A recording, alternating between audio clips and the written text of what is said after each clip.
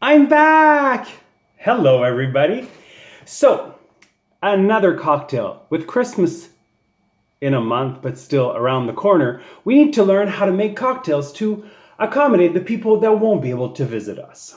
But I thought that what was important is to teach you how to, to teach you. I'm not a teacher, I'm just having fun with this. Don't forget to follow me by subscribing.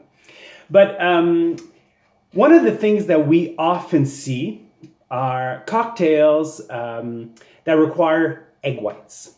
Egg whites is normal, it creates kind of a foam, etc. But you may have people coming to your parties that are vegan or that actually don't like raw egg whites in a cocktail. And I'm actually one of those people that I love a sour cocktail, a whiskey sour, a New York sour, or a Pisco Sour, which we're going to do today. And I don't want an egg white. So what the hell do we do? Well, chickpea water is called aquafaba, and it's magic. So the thing is that I actually cook some chickpeas here because I eat a lot of hummus. I make it myself. I do sautés, whatever. I love it. And I kept the water. I know it looks weird, but it's actually the water that the chickpeas was cooked. You just keep the water when you drain them, you just keep that water, and that's the aquafaba. And it's really magical for vegan, for people that don't like egg whites. It's really amazing. So I decided, I saw some recipes online once in a while, and I saw, oh my God, aquafaba in a cocktail. I've tried it. As you can see, I went down on the water. And because I tried with whiskey sour, I tried some different stuff. We made a New York sour the other day. Don't worry, those recipes will come at one point. And it does not taste like chickpeas. It's just, yes, there's a little smell when you smell the water itself. As soon as it's mixed with the lime juice and the sugar and the alcohol, poof, it disappears. It foams. It's absolutely amazing. So today we're going to make a cocktail, I love that cocktail. I discovered the cocktail when I went to Peru for my 40th birthday, but don't tell anybody, I'm still 29. And so the Pisco Sour is the national cocktail of Peru. Pisco is like grappa, if you know Italian liqueurs. It's made of grapes. It's like, it's a very strong alcohol. But it's delicious. I have a bottle that's hidden. It's very good quality. I paid a little bit more money for it. And then you can drink it like that. But today we are going to do this with this. And as you can see, and no, I don't have a drinking problem before you say anything. And you shouldn't shame people that are drinking a cocktail every day during pandemic. It is not a fun time for anybody. So you know what? Slack off. It's just my little thing today. So, but this is a bottle that was brought back to me from Peru by a friend last year. So it's over a year, that I've had this bottle. And yes, I enjoy Pisco Sour once in a while. So that's why this bottle is going down.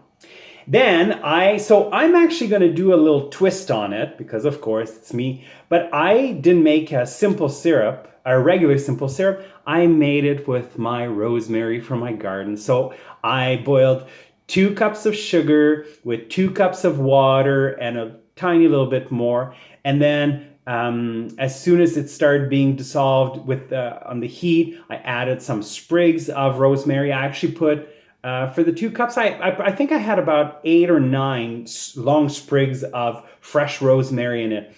And then it gives this liquid. And you can see, rosemary simple syrup with my little L because I actually get these labels printed off because I'm that type of person. But you put a little bit of that simple syrup and there's going to be some lime juice. And at the end, we're going to top with Angostura.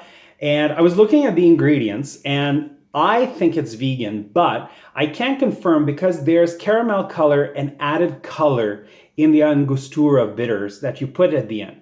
So if you are vegan, because it cannot be confirmed because sometimes colors are made of squish bugs. If you didn't know that, I'm really sorry to be teaching you that.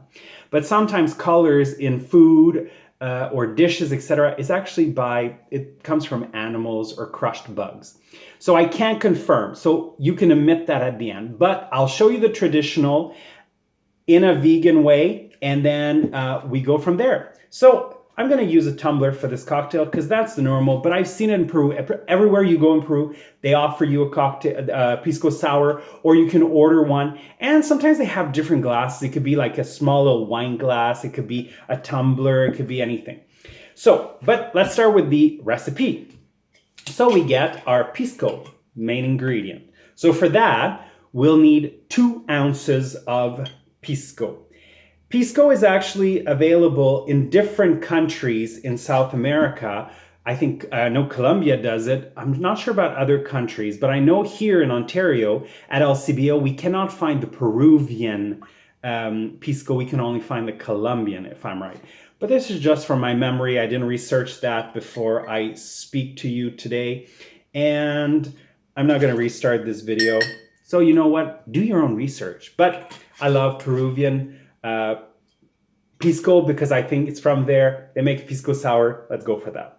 So this was that. And it's a beautiful bottle. If ever you go to Peru, Panaca, you've got to get this. It's a very good quality, very cheap, beautiful product. But it's available in Peru, not here. Surprise, surprise. And then, all right, and then we need some lime juice. In Peru, so a lot of recipes, sometimes you'll see lemon. Lemon is fine, but it is not the original. Original is lime juice. And lime juice has such a perfume, you've got to do it with lime juice. And of course, I squeeze my own limes. And you put a full ounce. So up to now, you have 2 ounces of Pisco, 1 ounce of lime juice. And then we're going to change here little jiggers because I need different measurements. So you need 3/4 of an inch. 3/4 of an inch. You need 3/4 of an ounce of this simple syrup. And there we go. And then for the egg, technically, if you were doing a cocktail with egg whites, you would have 1 egg whites. Sometimes a little too much, sometimes a little too less. It depends on your egg. But I like to do 3/4 of an ounce of aquafaba, my new friend. Here is the trick when you do a sour with aquafaba or even with an egg white. This is the trick. So you will start no ice. You will hit it, tap, and then you break it. It creates a foam inside because of that. You see, it's already foaming. And of course, I'm dripping.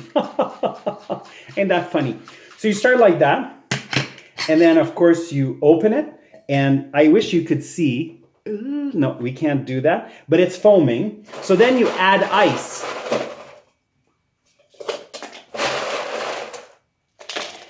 And the ice, of course, is going to cool down your beautiful beverage. And there we go.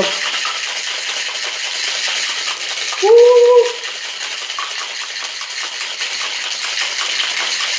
This is the odd part. You just see me shaking my stuff for y'all. Okay, I'm done. So, see? Then we let this go in. And then we have our little glass, and I'm sure you can see. And then we pour this beautiful liquid like this. Oop. Some is hiding between the ice cubes. And as you can see, there's a beautiful foam right here and the liquid, but it's all the same. And then, you just do 1, 2 little drops on it. You see? You see a little bit? It's funny, this is a foam. Give me a break.